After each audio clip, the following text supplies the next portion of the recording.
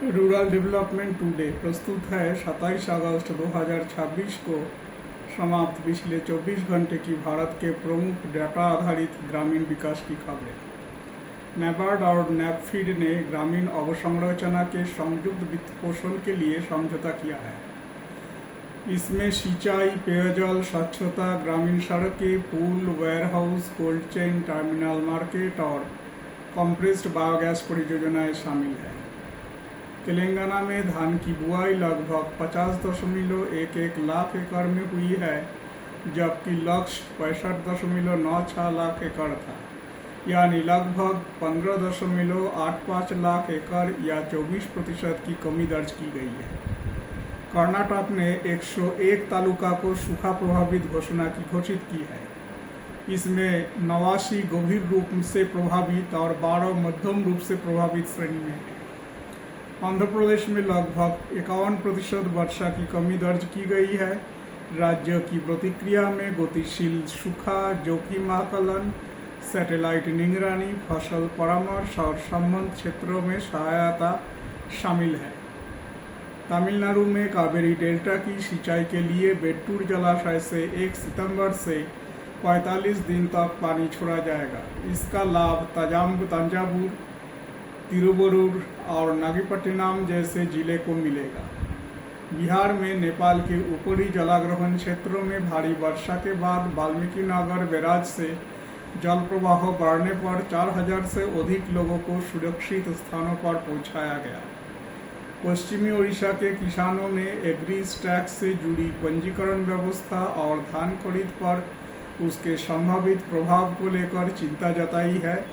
किसानों ने भूमि अभिलेखों की त्रुटियों के सुधार और ग्राम पंचायत स्तर पर पंजीकरण सुविधा की मांग की है।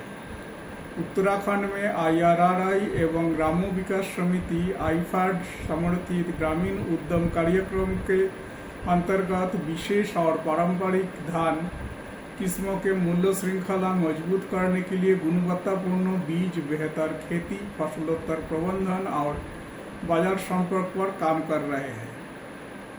जम्मू कश्मीर में ग्रामीण आजीविका कार्यक्रम के अंतर्गत 8.14 लाख से अधिक महिलाएं लगभग 97,000 स्वयं सहायता समूहों से जुड़ी है। खौड सीमा क्षेत्र के एक उद्यम नेटवर्क से लगभग 3000 महिलाओं की जुड़ने की सूचना है। महाराष्ट्र के पालघर में एक आदिवासी आवासीय विद्यालय में 7 वर्षीय बच्चे की मृत्यु के बाद स्वास्थ्य जांच और पानी की गुणवत्ता का परीक्षण शुरू किए गए। ये विद्यालय कातकरी और प्रवासी आदिवासी बच्चों को सेवा देती है। गुजरात में बेनास डेयरी, सुजुकी और NDDB पशुओं के गोबर पर आधारित बायो CNG मॉडल विकास कर रहे हैं। इसका उद्देश्य स्वच्छ ईंधन उत्पादन के साथ पशुपालक परिवारों की अतिरिक्त आय और सहकारी ग्रामीण परिवहन मॉडल को बढ़ावा देना है। त्रिपुरा के समृद्धि 3.0 अभियान के दौरान स्वयं सहायता समूहों ने लगभग 344 करोड़ रुपया की ऋण आवेदन किए, जबकि अभियान का लक्ष्य 220 करोड़ का था। लगभग 310 करोड़ की ऋण राशि स्वीकृत होने की सूचना है। झारखंड में सामुदायिक वृक्ष संरक्षण अभियान लगभग 700 गांव तक पहुंचाया जा रहा है। व्यापक अभियान में कई लाख पेड़ों को सामुदायिक भागीदारी से संरक्षित करने का लक्ष्य है। हिमाचल प्रदेश के सिरमौर जिले में 1,21,917 ग्रामीण परिवारों को नल जल कनेक्शन मिलने की सूचना है। जिले में 237 जल जीवन मिशन योजनाएं स्वीकृत की गई हैं। हरियाणा के लाडवा गांव में एक समेकित CSR ग्राम विकास कार्यक्रम शुरू किया गया है। इसका दायरा लगभग 7,500 से 8,000 लोगों तक है और इसमें स्वास्थ्य, शिक्षा, महिला सशक्तिकरण, कृषि, आजीविका, स्वच्छता और पर्यावरण शामिल है। पंजाब के झल्लिया कला गांव में किसानों के लिए धान अवशेष प्रबंधन पर 5 दिवसीय प्रशिक्षण आयोजन किया गया, जिसमें खुले में पराली जलाने की विकल्प और बेहतर अवशेष प्रबंधन तकनीकी पर जानकारी दी गई।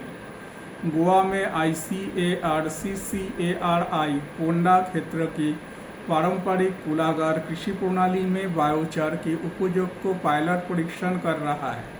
इसका उद्देश्य मिट्टी की उर्वरता, पोषक तत्व संरक्षण और संभावित कार्बन वित्त अवसरों का आकलन करना है। मणिपुर का वाकोटफाई गांव के पास गोलीबारी की घटना के बाद धान के खेती की रखवाली कर रहे किसानों के कृषि क्षेत्रों छोड़ना पड़ा, जिससे खेतों तक उनकी पहुंच प्रभावित हुई। मेघालय में टाइस्ट्रम गांव में प्रस्तावित सीमांत परियोजनाओं पर फिलहाल यथास्थिति बनाए रखने का आदेश दिया गया है, जबकि जन सुनवाई और पर्यावरणीय मुद्दों से जुड़ी चिंताओं की जांच की जा रही है। नागालैंड के केजोमा गांव में दूसरा मिलेट फेस्टिवल आयोजित किया गया।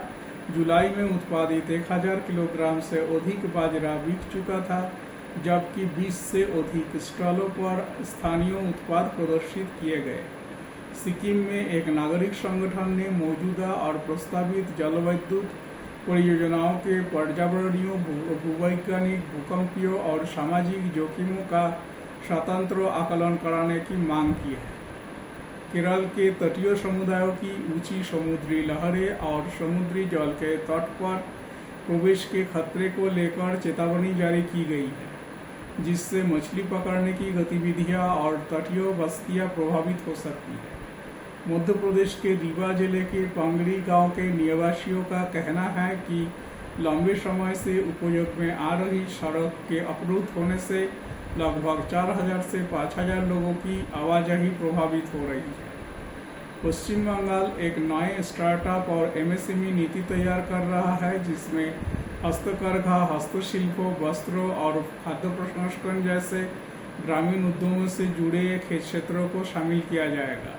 पंचायती राज मंत्रालय की दानवीर पहल के माध्यम से नागरिक और संस्थाएं सत्यापित ग्राम पंचायतों को कंप्यूटर दान कर सकते हैं। 27 अगस्त तक 75 कंप्यूटर दान किए जाने की सूचना है। क्लाइमेट एंटरप्राइज बराहा ऐसे छोटे किसानों के साथ काम कर रहा है जिनमें कोई किसान केवल एक से 2 हेक्टेयर भूमि पर खेती करते हैं। कार्यक्रम में पुनर्योजी कृषि, एग्रो फॉरेस्ट्री, बायोचार और कार्बन क्रेडिट से जुड़े आय शामिल है। एक नया आकलन में हिमालयी क्षेत्रों में glacial lake outburst cloud flood के लगातार जोखिम की ओर ध्यान दिलाया गया है। इससे ग्रामीण बस्तियों, कृषि, सड़क, पुल और जल विद्युत अवसंरचना पर असर पड़ सकता है। मोंगाबे इंडिया का एक विश्लेषण में असम में मौजूदा तटबंध और नदी बेसिन प्रबंधन के साथ साथ जिला स्तरीय बाढ़ जोखिम योजना तैयार करने की आवश्यकता बताई गई है। इंडिया डेवलपमेंट रिव्यू ने दूरस्थ और वंचित ग्रामीण आबादी के लिए प्राथमिक स्वास्थ्य सेवाओं में समुदाय आधारित और स्थानीय व्यवस्था से जुड़ी स्वास्थ्य प्रणाली की उपयोगिता को रेखांकित किए। अंत में ग्रेट निकोबार विकास परियोजना को लेकर पर्यावरणीय और आदिवासी समुदायों को अधिकारों का मुद्दा चर्चा में है। संयुक्त राष्ट्र की नस्लीय भेदभाव उन्मूलन समिति ने शोपेन सहित आदिवासी समुदायों पर संभावित प्रभाव का स्वतंत्र आकलन किए जाने की बात की है। इसी के साथ रूरल डेवलपमेंट टुडे का ये संस्करण समाप्त होता है। भारतवर्ष से कृषि, जलवायु, जल, पंचायत, ग्रामीण अवसंरचना, महिला सशक्तिकरण, आदिवासी समुदाय और स्थानीय आर्थिक विकास के जुड़ी आज की 30 डाटा आधारित खबरों के साथ हम इसका समाप्त करते हैं। हमारे साथ बने रहने के लिए धन्यवाद। Thank you.